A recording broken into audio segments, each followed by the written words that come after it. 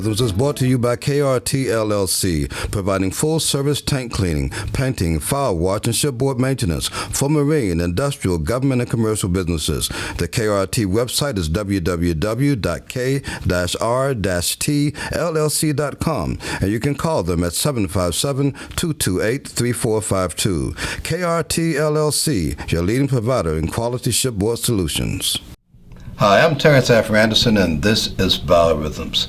If you had a voice that could stop traffic, what would you do? Who would you be? What would you become? What would you do professionally?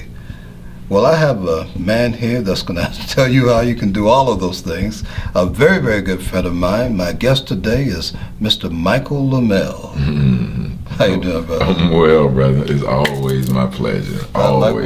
Likewise. We're more like family. Oh, we definitely family. I think everybody knows that. Yes, sir. Yes, sir.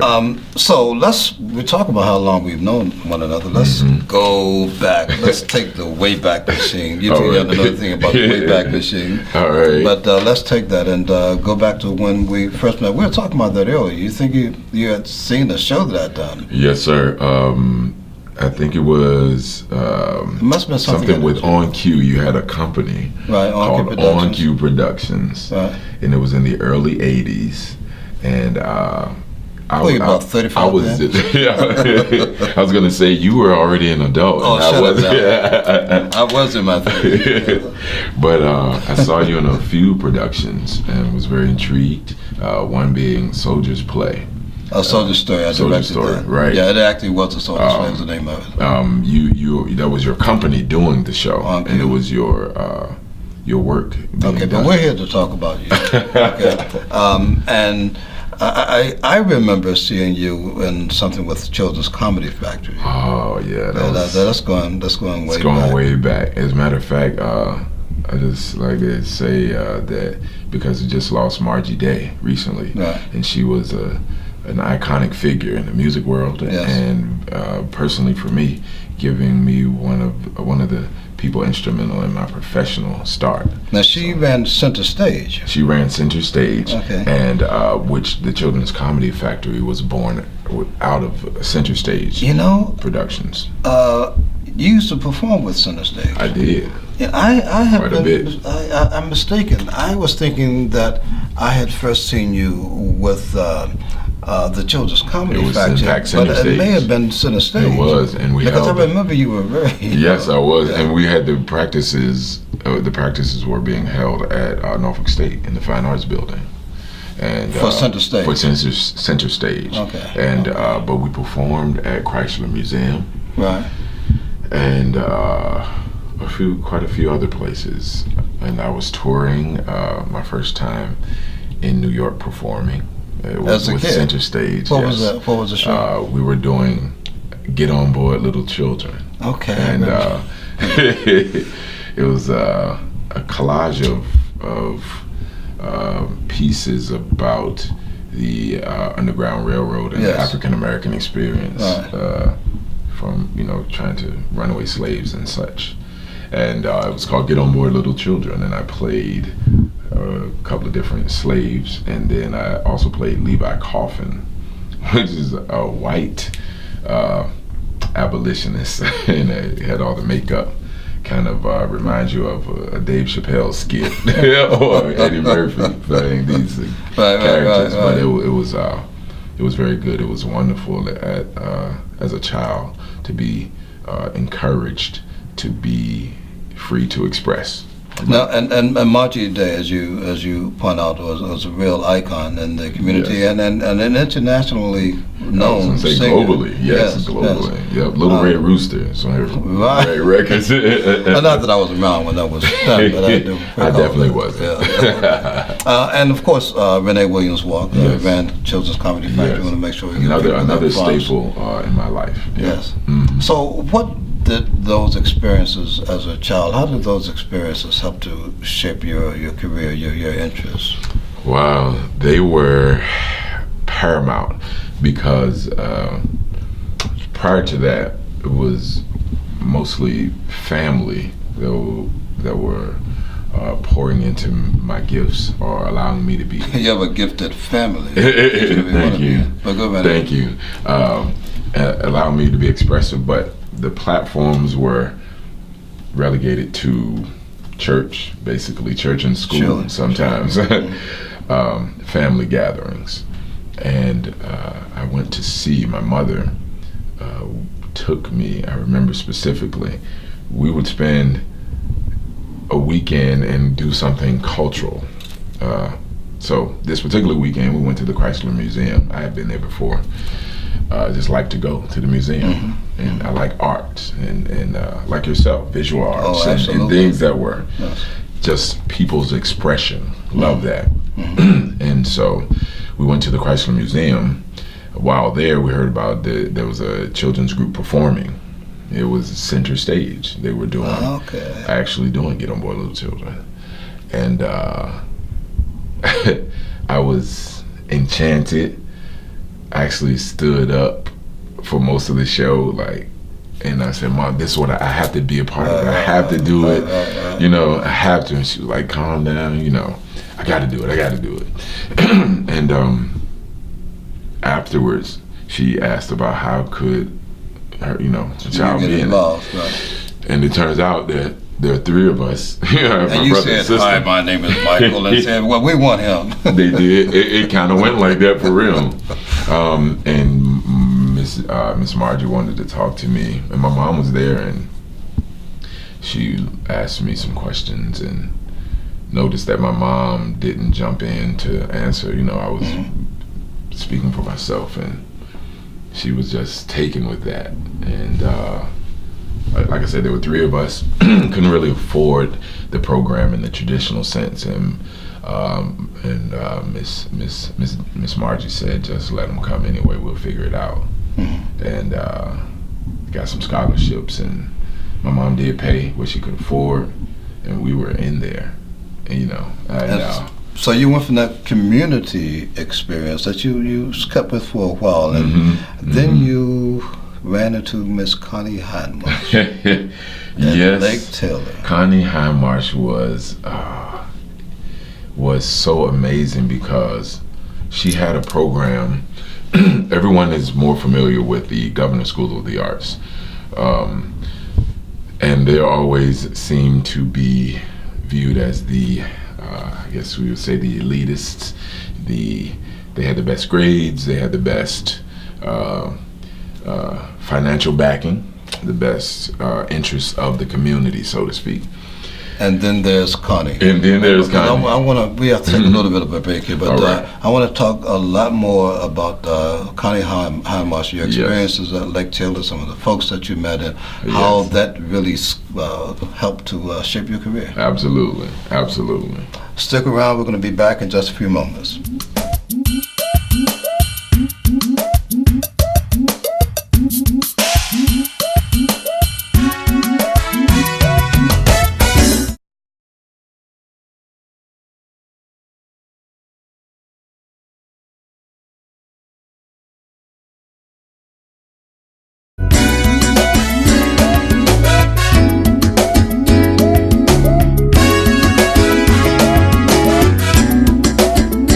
Choices, chances, and consequences.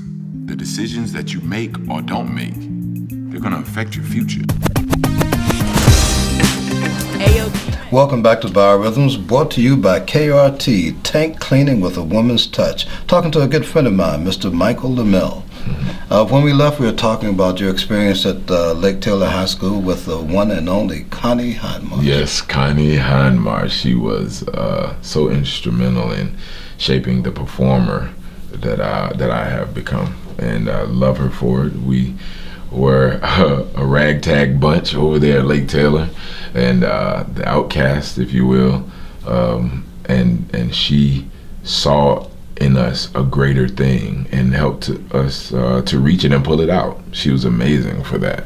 Simply amazing. And I've had the good fortune of working with several other folks that were not teens when I worked with them, but right. but very young. Yes, sir. Still very young. Yes, sir. Yourself, of course, and Tori Russell, James Cooper, and Terrell Guy. Yes. You mentioned. Yes, they were all there, and we have tremendous friendships, which have become family. We're all family, and every one of them, even every one of the names you just mentioned, are all performing right now. Oh yeah. And some we didn't mention, and they are from Broadway to television to Terrell just posted that he won a jazz artist of the year or something in Philly. So my hats off to all of my fellow what do you repertoryites.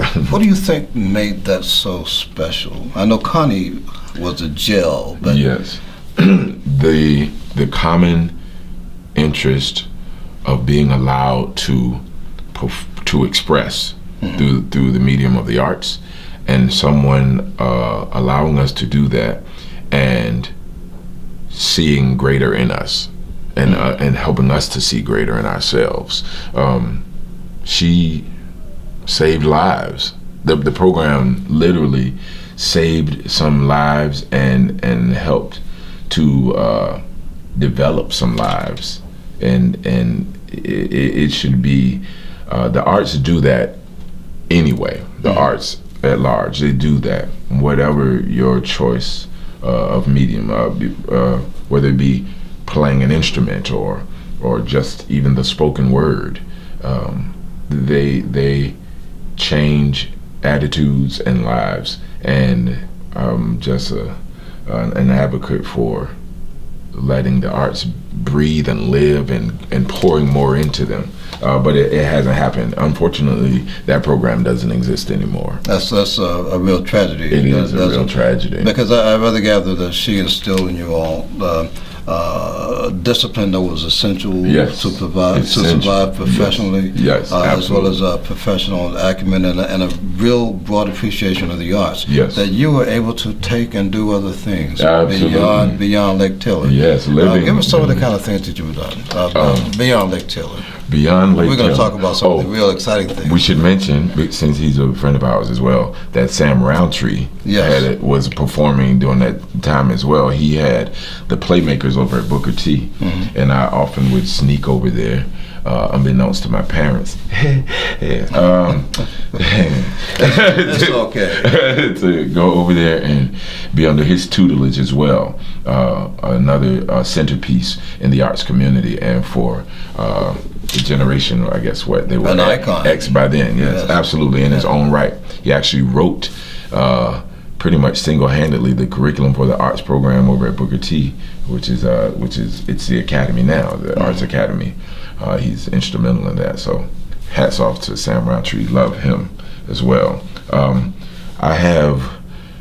After the high school experience, I know you went to Hampton for a little while, but the pull was irresistible. Yes. I was already, working and making some money doing the things that people were going to get an education for. Really, and my mom kind of gave me an ultimatum, not an ultimatum, but a choice, which she's always given me the choice and tried to guide that choice, but allowed me to have it, and my brother and sister, and said, if you give me a year, just give me some of it and go. Kind of the idea that you don't knock it until you tried it. That works. So I said I would go, and I went for some time, and was like, man, I can't do this. And actually, there was a film going on at the time, a TV film, Mother's Day, No Earthly Reason. Oh yeah, remember that? I was in that. Yes, you were. So a friend of mine told me that he saw me in the skin. I feel about that big. Yeah, it was with Malcolm Jamal Warner, Bernie Casey, Melba Moore, Denise Nichols. Yes. So I was the stand-in for Malcolm Jamal Warner, actually. And that time, many years ago, we had digital pagers. So I still have my pager went off. I was at Hampton, and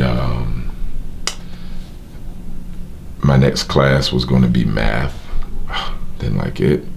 And I was in Mr. Bonetemp's class, African American Studies. It was a great class. I loved it. I asked him, can I go to the bathroom? My pager went off. It was my agent. And I went to the set, and I never went back to class. I never went back to school. And my mom didn't know at that time that I had stopped. They found out later. So she wasn't really happy about that. But, you know, we stuck to the agreement. And I remember the scene that I was in was on 35th Street. Yes. Now, you guys lived on 35th for a while, didn't you? Yes. Okay. Yes. Would you live there during that time? No. It was a little bit after. And it was right in the next block. We actually own that house now. It's on 35th Street, and that whole corridor has changed actually a lot from when we filmed, and even from when I was growing up. I grew up around the corner from where we were filming on Debris, like 34th and Debris. I used to live over there. Yeah, on Mahundra and 35th. And so it has changed.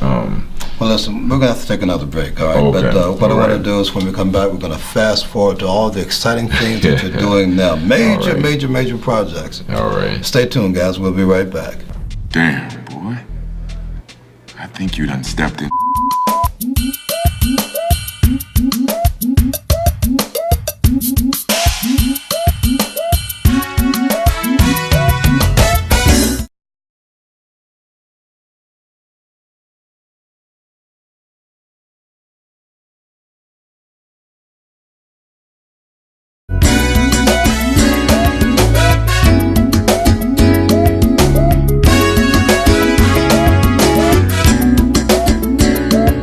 Because I don't know what you'll do, I'll do anything to get rid of you. And I'm not alone. If you thought the world was against you before you joined the gang, you'll know it is after you join. Gangs, no peace, no rest, no love, no acceptance, no life. Gangs, no way. So, there were some things that you did along your career that took you to that point where you could be cast in a movie directed by Meg Ryan and featuring Meg Ryan and Tom Hanks and Sam Shepard and so forth. One of those things is one of my favorite pieces, and we're going to find that, where you played a Grenadian revolutionary. Yes, it was Untold Stories of the Navy SEALs. It was a series, and you were actually in it and featured as well. we were on the same thing. I had a small role. I got to look like this. Okay. Actually, but you had speaking. We actually, which is kind of, you know, on TV. I had to. I can't say the pleasure, right? I can't say the pleasure of assassinating you, but yes, my character. You just kill your friends, or me and Rod Suter. Kill them all. Yep, I killed them all. Who else was that? Was it Lucius Bennett or somebody? I think it was somebody like. Yeah, it was one other person. Yeah, there were four of us. Killed them all. Yes. I'm going to remember that. Well, that was a good piece. I think we're going to have to find a clip of that. We'll find it. These are the untold stories of the Navy SEALs. October 1983, Grenada. The Caribbean island was in chaos. A military coup had overthrown the government and taken over the island.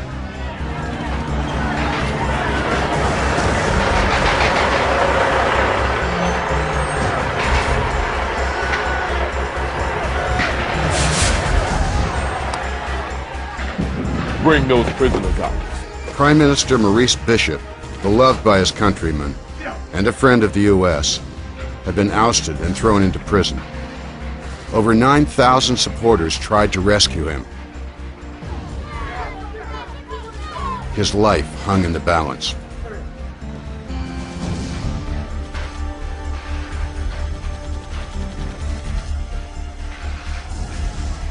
Leading the coup was General Hudson Austin, a ruthless protege of Fidel Castro. He had been Bishop's comrade and friend until the Prime Minister moved to strengthen ties with the U.S. Austin took control of the island's military and pronounced himself leader of the PRA, the Provisional Revolutionary Army. When Bishop stood up for freedom, Austin unleashed his fury. Fight! I did that. I was doing a lot of stuff at New Dominion Pictures down out in Suffolk. All the reenactments, FBI Files, the New Detectives. One for a couple of weeks I would be a cop, and then the next week I would be a drug lord, kingpin. You know. So I did a lot of those out at New Dominion. Did some stuff with John Forte. Because he was doing it at that time. Yeah, great guy. And you were also in Spike Lee's Clockers, right? Yes, I was a feature in that, which Monty produced. And interestingly enough, I didn't meet Monty at the time. Or Monty Ross. Monty Ross, sorry. Yes, Monty Ross. And was in that. Did a Nothing to Lose. Nothing to Lose. I did that film. You've been reading my resume. Oh no, I just know Google you. me. Well, family, right, exactly. I did Nothing to Lose, and that was good with Tim Reed and Brian Hooks, and Tim Reed actually helped produce the film. If you speak up, Some things meant to be kept quiet, you feel me? chances are you'll be putting your mother and yourself in harm's way. But if you keep quiet, Snitches get stitches and wind up in ditches. you might be left alone. If we ain't friends, Maybe. then you know what it is. And then fast forward to, I was doing a lot of voiceover work. I still do a lot of voiceover work. This is where it's always been. The mystique. The mystery. The edge. Tell us about some of that. You've done some exciting things. Wow, you did a I Super Bowl thing at one point. I did for Popeye's Chicken, Cox Cable, Dollar Tree. I've been doing recently the Pac-12 football conference, college football, do it for Fox and ESPN. Welcome to the Pac-12. So that's me doing that. And I've done all these wonderful things with voiceovers. Did some stuff for Disney a few times. The commercials, not cartoons. I really want to get into that next, doing cartoon voiceovers. Well, unfortunately, we're about to run out of time. So All right. Can you give the name of your website? I can. It's my name, Michael LeMelle. Okay. MichaelLeMelle.com. And I owe that to a dear friend of mine, Sean Whitaker, for his company, Direct to You. They've been doing Alley Street Media. They've been doing this stuff. But mostly, I wanted to say thank you to Michelle Gilliam and Fair and Worthy Consulting. She's been managing. She was instrumental in me getting the job with Meg and them, because I was in LA at the time, and she made that happen. So yes, thank you, Michelle. We're gonna have to bring you. We're gonna have to bring you back, Mike. Thank you so Thank very you for much having for me. coming and talking to us today. Thank you for having me. I We're gonna appreciate get it. together and do something. We'll be on camera again. Yes. Thank you guys soon. for joining us as well. This has been Biorhythms.